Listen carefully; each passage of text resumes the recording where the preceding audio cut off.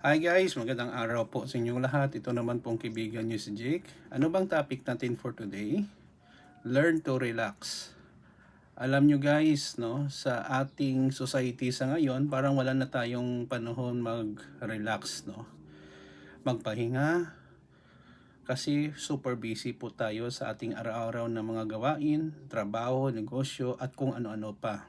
Pero alam nyo guys, it is very important to learn to rest, to have a good time, to relax. Kasi po kung puro trabaho lang po tayo, maliban po sa nakakapagod, nakaka-stress din, hindi natin alam, physically, mentally, napapagod tayo, draining, at saka bigla lang tayo magkasakit.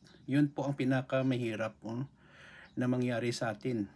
Aanhin natin ang pera, kahit marami tayong pera, kung nagkakasakit tayo. Ang nagbibenepisyo, pharmacy at saka ang doktor. Sa akin guys, no, bilang isang content creator, empleyado, small entrepreneur, ang aking relaxation most of the time ay going to mall. Most of the time kasama kong pamilya ko, pero minsan ako lang, pumupunta lang ako sa mall, naglilibot, may bilhin, minsan wala, window shopping kung baga. Yun po ang isa kong way of relaxation, having a vacation with my family, reading books, okay, and listening to music. And most importantly, may time ako, I do some walking and workout, no, weightlifting. Yun po ang ginagawa ko to maintain our health. Tumatanda na po tayo, no. This year I will be turning 48, no, for your information guys. So don't wait na magkasakit tayo. Allocate time to relax, to enjoy life, because life is very short. Remember guys, no, pera makikita natin yan, pero ang ating kalusugan ay mahirap po magkasakit.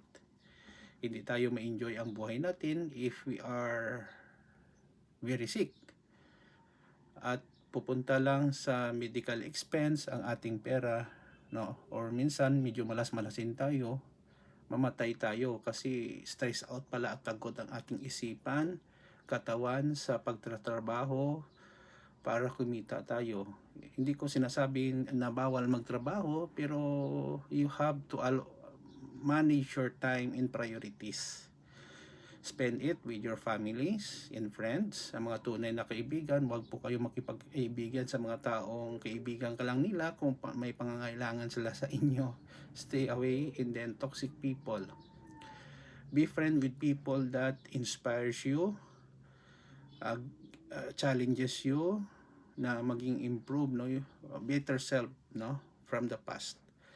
So once again guys, sana po may napulot po kayong aral sa ating topic, learn to relax. Maraming salamat sa pag-follow nyo sa aking YouTube and Facebook page, no.